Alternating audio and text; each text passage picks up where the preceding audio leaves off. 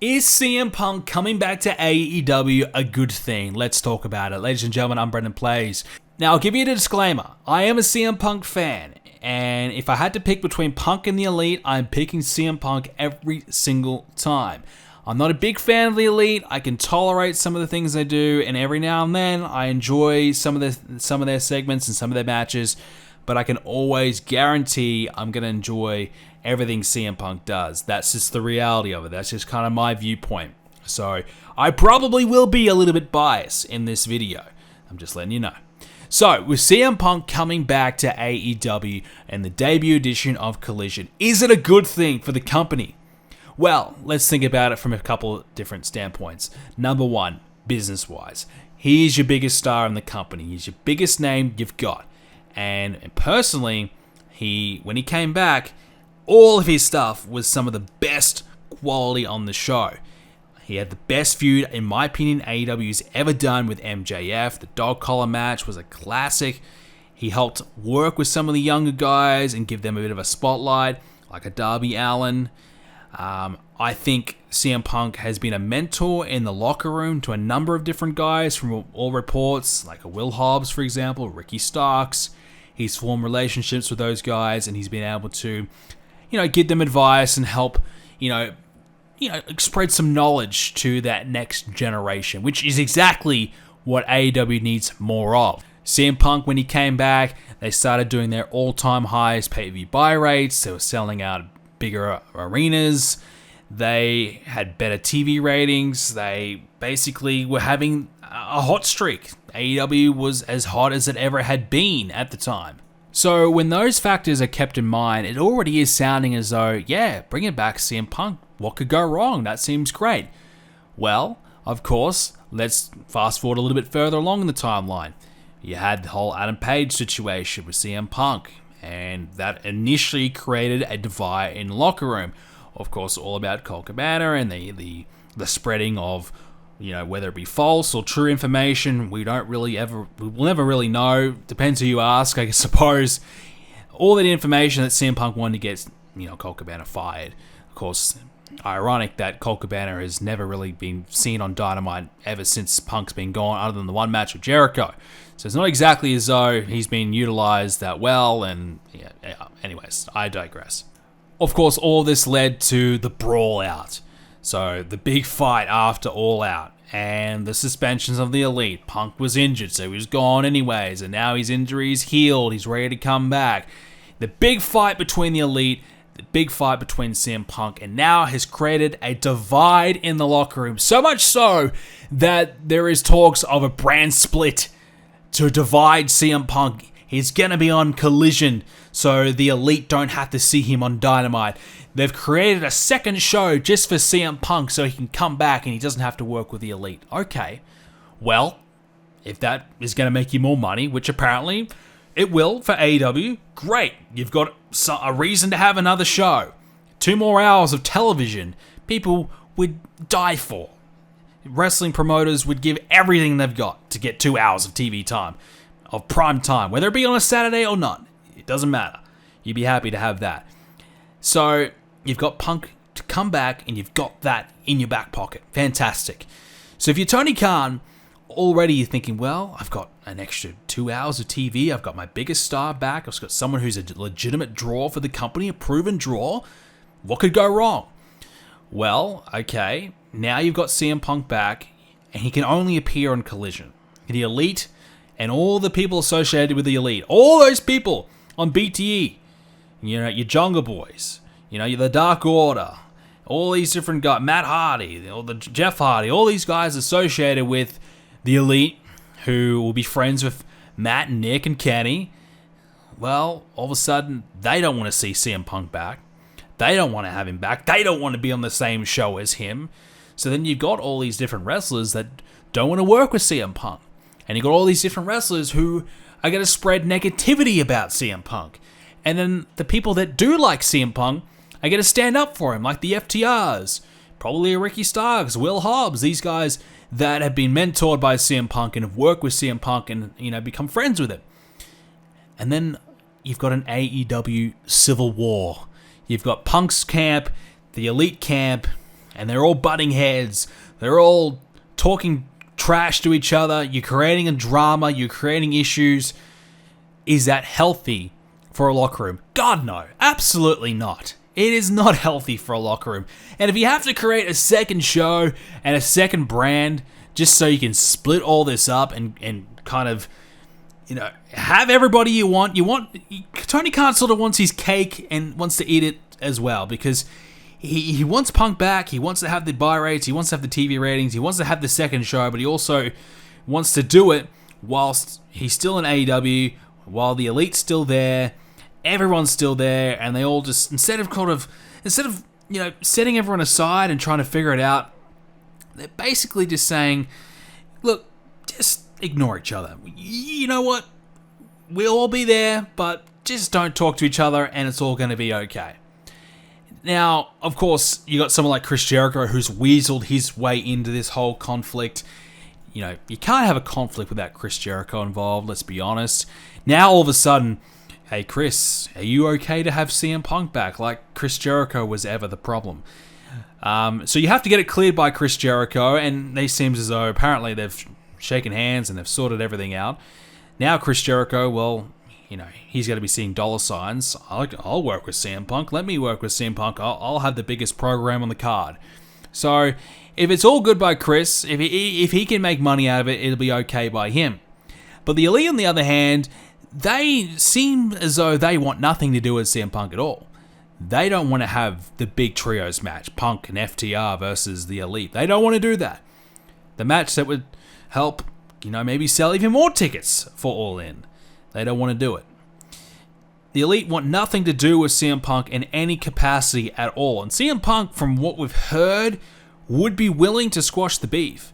And you could argue, well, of course he would be. Apparently, he started the fight. He threw the first punch. And, Ace Steel bit Kenny's arm, etc., etc. So, of course, he'd be willing to do that. And why should the Elite, say sorry? Well, look, if you're the executive vice president of a company, you have to have the best interests of the company at heart. And you need to be willing to say, look, let's bygones be bygones. We don't have to be friends, but, we'll work this program together and that'll be it. We'll be done. We'll go our separate ways from there. And let's try and create box office for the company. Let's try and get a big buy rate. Let's try and sell out arenas. Let's try and make money for AEW. That technically should be the best thing for AEW, which is why the EVPs should be looking to do that.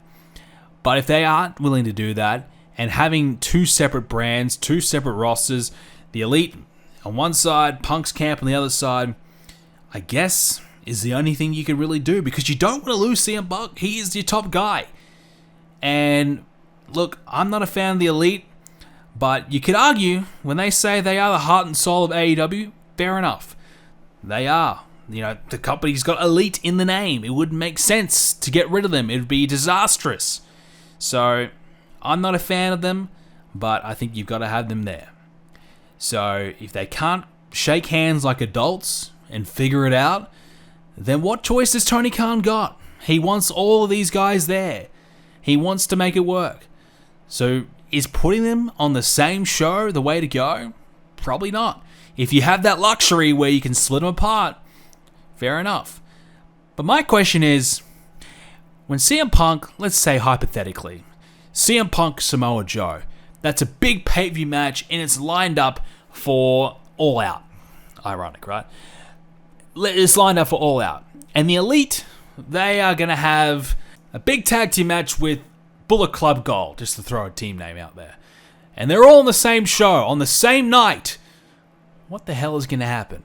When you've got Punk and the Elite who just can't be willing to sort out any of their differences. You put them on the same card, on the same night, in the same arena. What is going to happen?